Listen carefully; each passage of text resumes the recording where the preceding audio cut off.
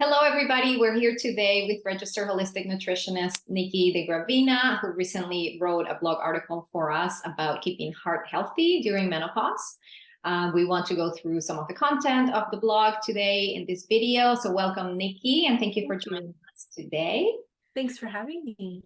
Our pleasure. And we can just jump right into it. And if you want to tell us a little bit why heart disease is different in women and how does gender play a role? Well, women really go through life experiencing various things, very different than men.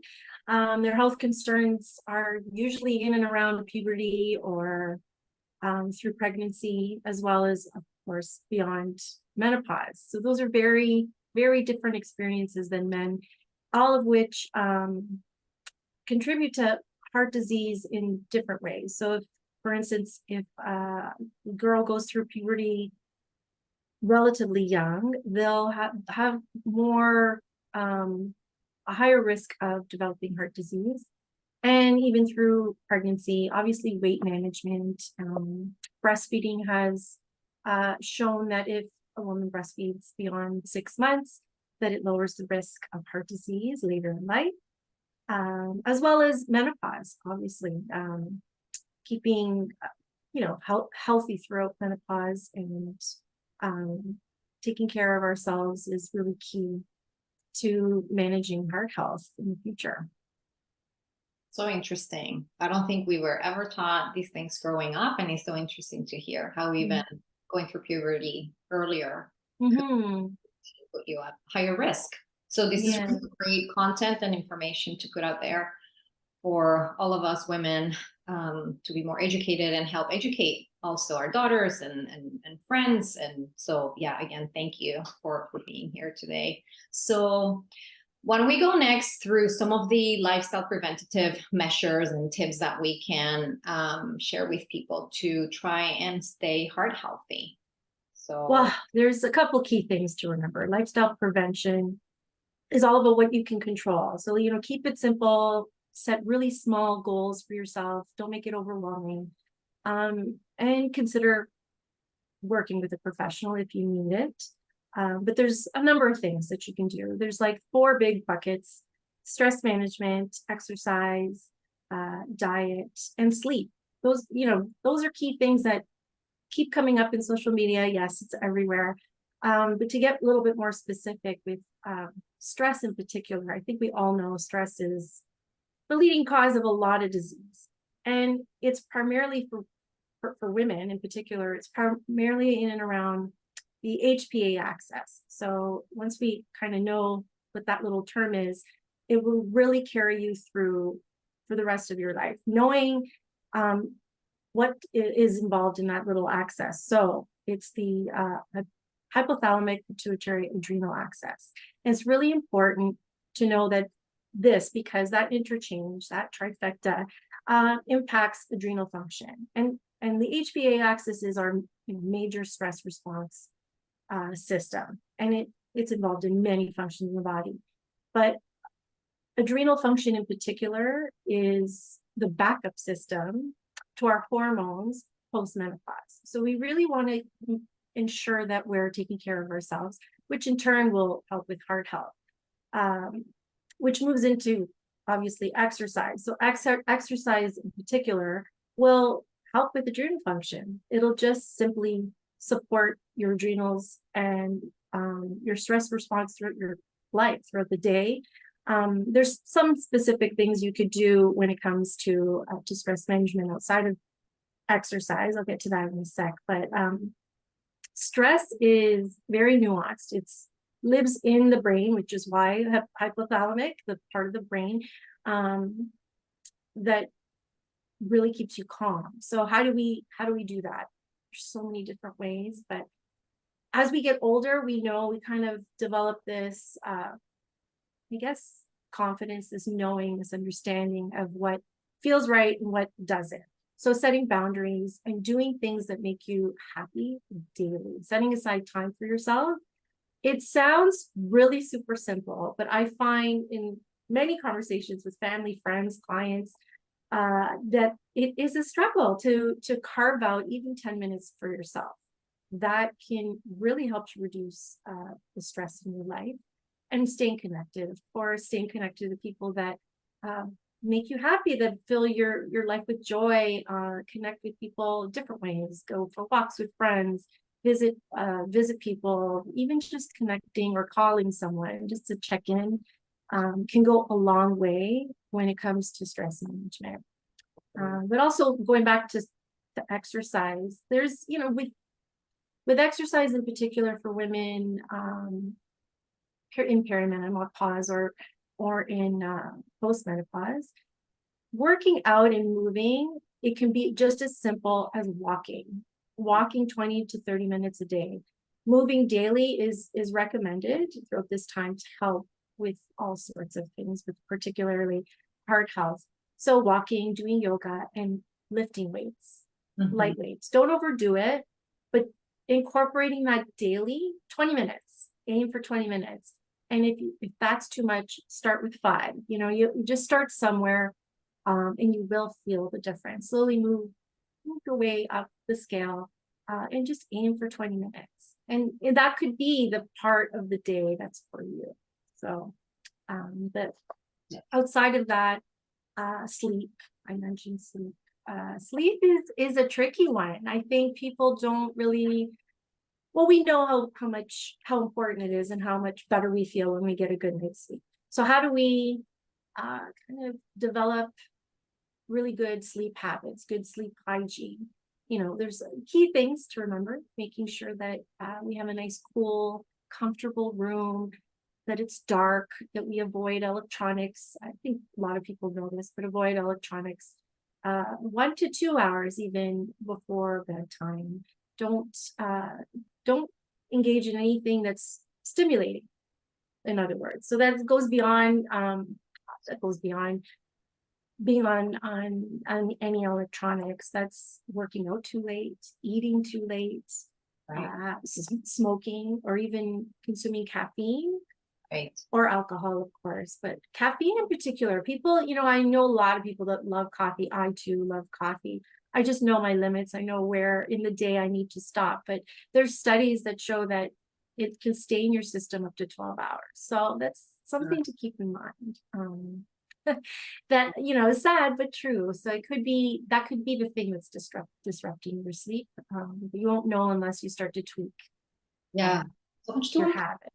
So many great there, so much to unpack. And then with sleep, right? We know that that's when the body restores itself too. Yes. You have all these cycles during your sleep. So if you're not sleeping well, you're missing out on so much restorative, all of these restorative processes and feelings. Yeah, they say that if it scrubs the brain, apparently. If you sleep, if you get the right number of REM cycles, it is a detoxification, healing part of our day. So it's working for you when you're sleeping. Your body's working for you at that time. Yeah, and great tips too. It's not just about the sleep from 10 to 8. It's about preparing yourself for the sleeping, for your sleep.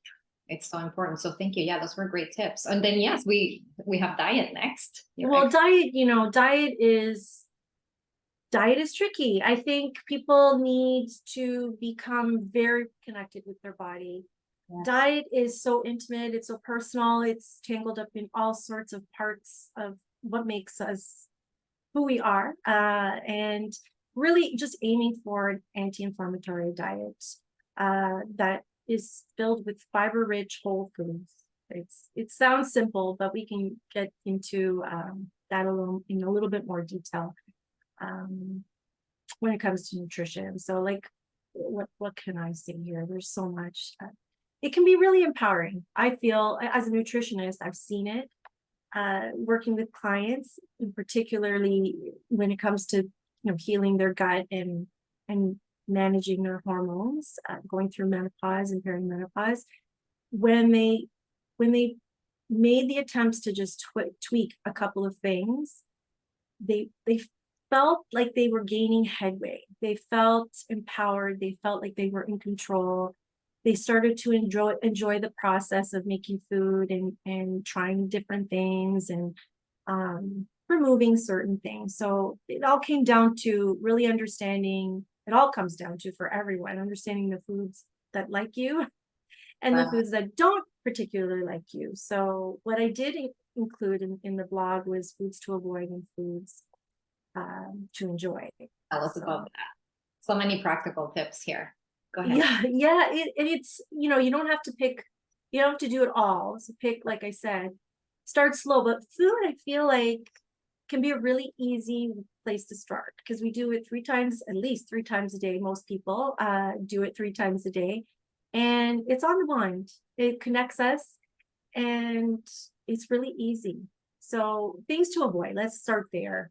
Really, it's kind of obvious. I may be saying stuff that most people know, but processed, convenience, fried foods. Avoid that because it's just, there's so much in there, like hydrogenated fats, added sugars, preservatives, additives, all of which contribute to inflammation. And the point of all of this is to aim for anti-inflammatory food. Why? Well, inflammation is at the root of a lot of disease. And if we're not supporting our body, the inflammation can get out of hand and it can lead to heart issues and other aging diseases that are prevented, like that you can prevent, that are preventable. So outside of that, obviously sugar. I feel like I need to really point out sugar in particular because it's kind of hidden everywhere. Even in so-called health foods like yogurt and cottage cheese, just aiming for foods that have less sugar. So maybe not the flavored stuff, aim for plain yogurt or plain cottage cheese. And and you can add sometimes those honey if you need to, right? You can add a little, you can add honey if you want a little bit of a sweet. Berries. Yeah, like there's so much you can do to customize your snacks and make them your own and have control over how much, obviously how much sodium as well, but how much sugar goes into it. And natural sugars, don't be afraid of it, as just manage the quantity. It's balancing also blood sugar throughout the day, so you feel satiated and you're eating foods that make you feel full and satisfied, and not having that up and down spike, because that's where cravings kick in. And then you're reaching for the foods that are not really supportive to your overall health. And that's kind of the goal. It's not to say you can't enjoy the odd ice cream or whatever's your favorite foods that feel kind of like a guilty pleasure, which not to say you can't enjoy that. It's just overall, like in your daily, really aim to stay at a really even blood sugar throughout the day. And that's possible, eating really yummy, delicious foods, a range of food. It's but real food, not avoid the processed stuff as much as you can. I know it's convenient, but even healthy food, if I may interrupt you, right? There are natural snacks or so-called natural snacks and healthy snacks that are ultimately packaged.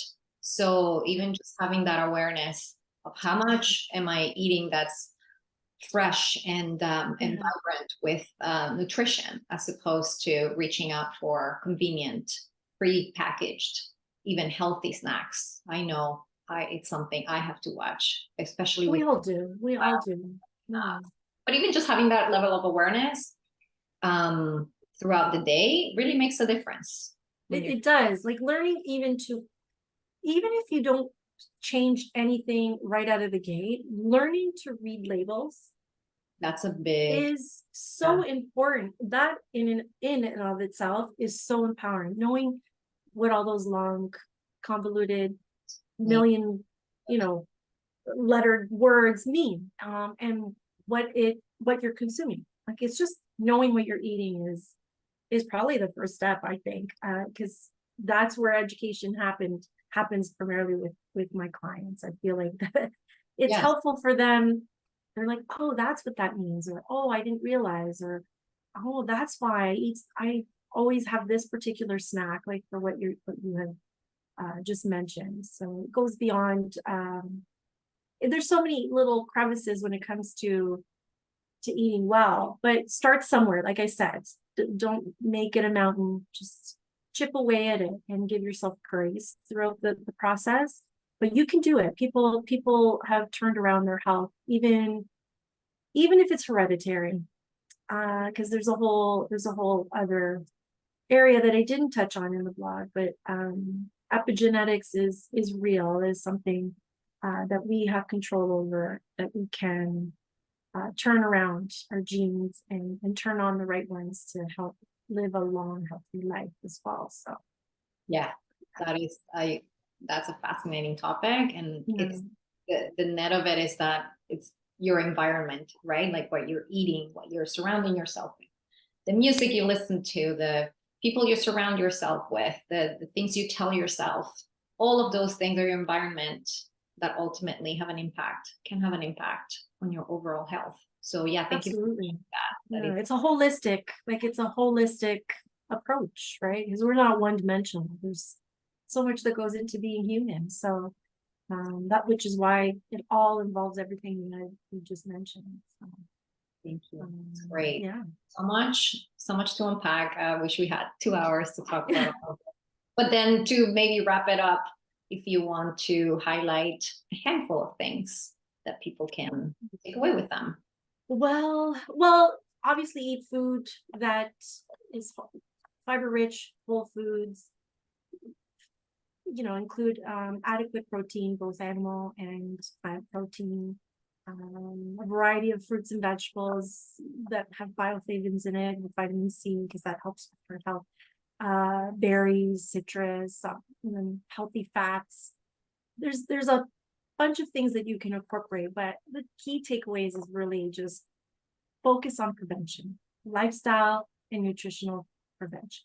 Start slow, start where you're at, meet yourself where you're at, manage stress, that is huge as well, and do things that make you feel happy. Enjoy foods that like you back, so you can really reconnect with your body. Oh, I love all of that. Thank you so much, Nikki. Thank you. Thanks. Yes, you can read the full article on our website, PreCardix.com.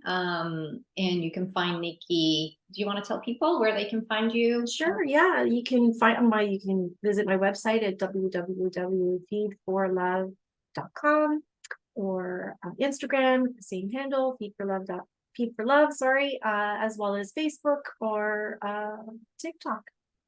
Oh, perfect. Well, thanks again, Nikki. I hope that we can do this again.